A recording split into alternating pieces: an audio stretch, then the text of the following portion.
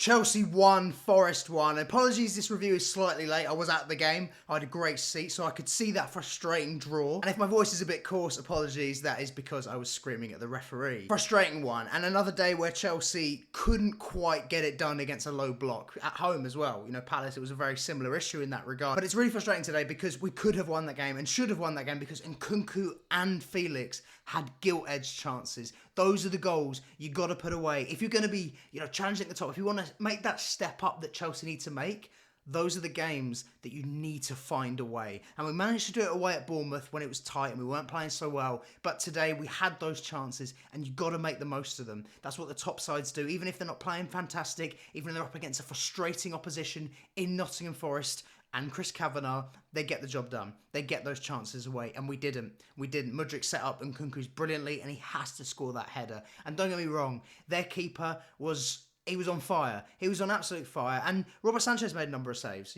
Forest could have won that game towards the end. The last dying embers of it, when we were going all out and we lacked a bit of structure because we were just going for that win. They managed to get a couple of set pieces and they could have scored another. So credit to Sanchez there. There were some big saves, but you leave the game feeling like we could have won. And it's frustrating because we're going into the international break now, so we don't even get Chelsea for 2 weeks. We also have now had bans to Cucurella and Fofana going into that Liverpool game at Anfield because they were yellow carded today. Cucurella yellow carded because he was fouled.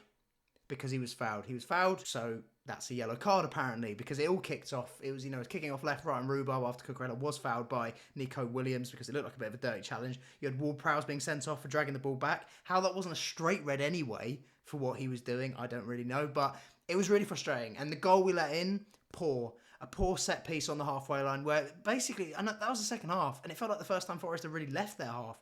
They had a shot in the first, but they were looking to do minimal. And credit to Nottingham Forest because they play that low block very well. They're very compact. They defend combatively, and they look like a Nuno Espirito Santo side in terms of the Wolves one, not the Spurs one. Wolves under Nuno were like that. They could take points off the big teams away from home. You've seen it at Anfield this season with Forest. They've taken a draw off us today, and Wolves were like that in the past. They won away at City. They had some big scalps. We always had an issue playing them because we've always struggled to break those low blocks. And that's going to be a big testing point for Enzo Maresca's Chelsea and how we evolve. We need to get better with dealing with that. We need to create enough chances. And I don't think that was the issue today. I think we have to be more clinical. I think when you look at those two headers in particular, we have to be scoring. Palmer had another chance from an absolutely exquisite touch. That was right by me. I had a beautiful eye on it.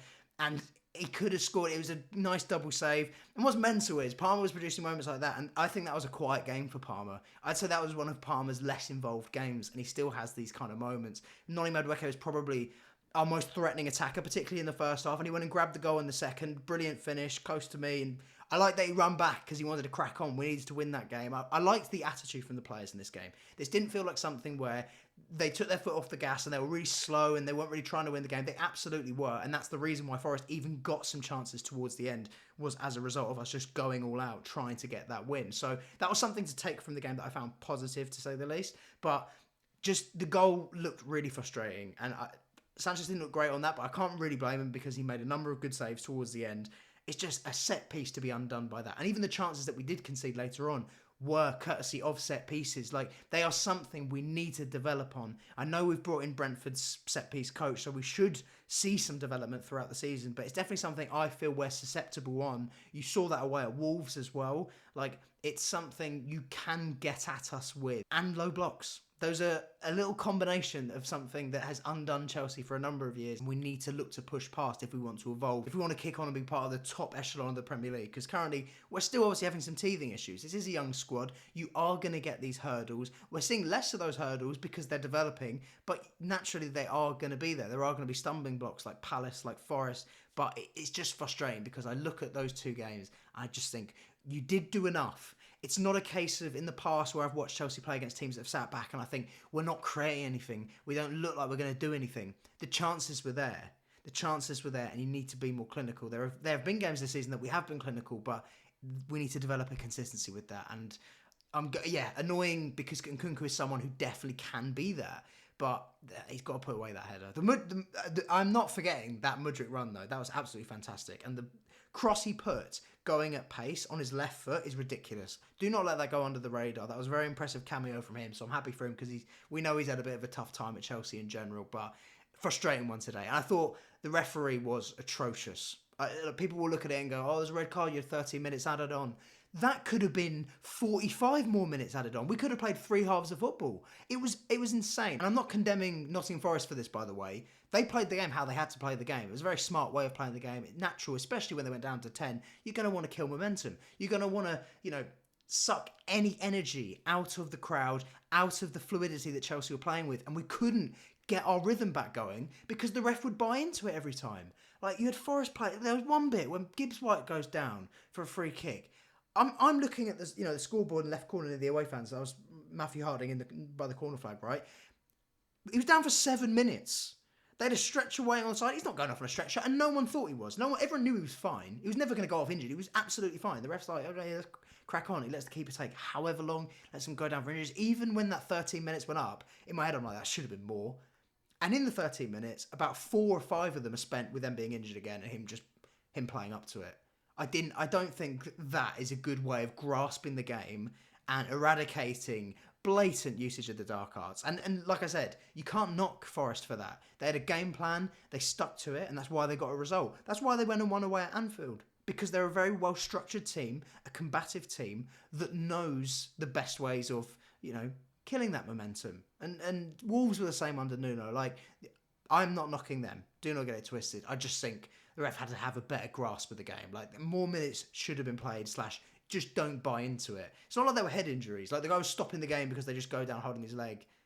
And they were fine. You knew they were fine. Like, no one in that ground or watching at home thought that they were injured. We know they weren't. We watched the Arsenal City game the other week. It was very similar in that regard. So, yeah, that was a frustration for me. But equally, you can't completely blame the ref. I just think he had a poor game. But that said, Chelsea should have put away their chances. And Chelsea could also be fortunate they didn't lose the game because Sanchez made a number of saves towards the end that were very good. But it's just a frustrating one, like I said, particularly going into the international break. A win would have felt so good. We've been absolutely flying at the moment. And it would have been a classic. Like, Nkunku bagging that header there, that goal on the break, brilliant from Mudryk, a diving header. Like, it would have been limbs. It would have been absolute limbs. And it would have showed a real sign of progression that even against a team that we've struggled against in previous years. In fact, Forest, since they've come up, we haven't beat them at home. Like, we drew 2-2. We lost last year. We've drawn today. They actually have a very good record at the Bridge. But it would have shown a real sign of progression in terms of playing that low block, playing a team that's killing the game. Like, people will just look at the 10 men thing. Look, realistically, I know there was 10 men for the last 15, 20 minutes. I reckon the ball was in play about 7 or 8 minutes of that at most. I'm being generous there, by the way. Like, yeah, the fact that was allowed so frequently was just so frustrating. But we can't look to the past realistically. We've dropped those points there. It should have been more. It should have been a win. That header, man.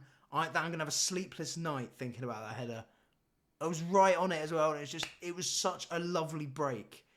And it's just so frustrating that we now go into that crappy international break and watch crappy England with the thought that we didn't win our last game and go away to Anfield with no Fofana and with no Cucurella. Now, is that as big an issue as it could be made out? I think people might want to sensationalise it a bit, as much as I think Fofana had a decent game today. And obviously Cucurella's been brilliant for a while now. Chelsea fans were very aware of this. However, I do like Vega from what I've seen, and I think he can do a job instead of Cucurella. I think people will, ask for Chilwell maybe. I don't think it'll be Chilwell. I think it will be Vega, and I think he's warranted his place, to be honest. I think he's more suited and fits more the mould of how kind of Cucurella plays to a degree anyway.